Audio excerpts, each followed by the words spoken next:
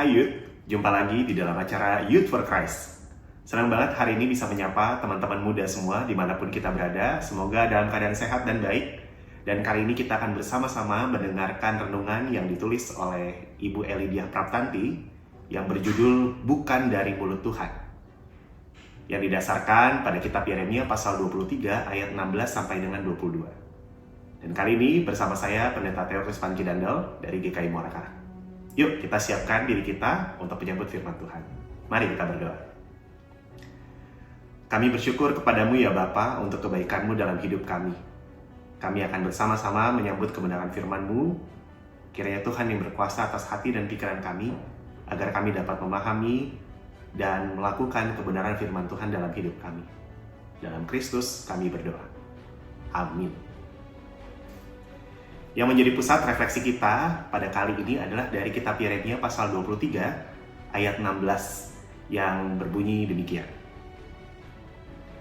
Beginilah firman Tuhan semesta alam. Janganlah dengarkan perkataan para nabi yang bernubuat kepadamu. Mereka hanya memberi harapan yang sia-sia kepadamu dan menyampaikan penglihatan rekaan hatinya sendiri, bukan apa yang keluar dari mulut Tuhan. Yud, kita hidup di zaman di mana kita bisa mendapatkan begitu banyak informasi dengan sangat mudah.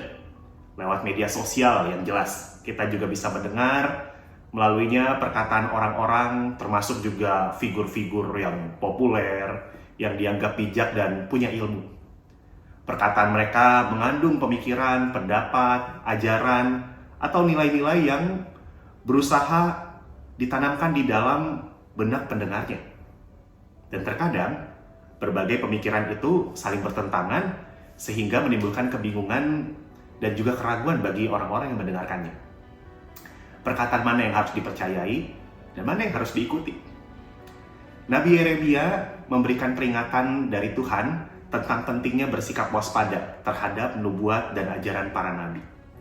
Perkataan para nabi itu seringkali terdengar menyenangkan, terdengar menghibur, tetapi sesungguhnya bukan berasal dari mulut Tuhan sendiri. Dan Tuhan murka kepada para nabi yang bernubuat palsu karena mereka tak ada bedanya dengan orang-orang fasik yang menyesatkan umat Tuhan. Umat yang mencari jawaban atau arah hidup dapat tergoda oleh perkataan atau nubuat yang terdengar menyenangkan.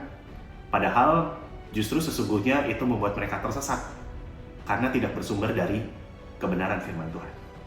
Nah, Yud, perkataan yang terdengar baik itu belum tentu sejalan dengan kehendak Tuhan. Kita diajak buat jadi bijak, yaitu tidak langsung percaya pada setiap ajaran atau perkataan yang kita dengar.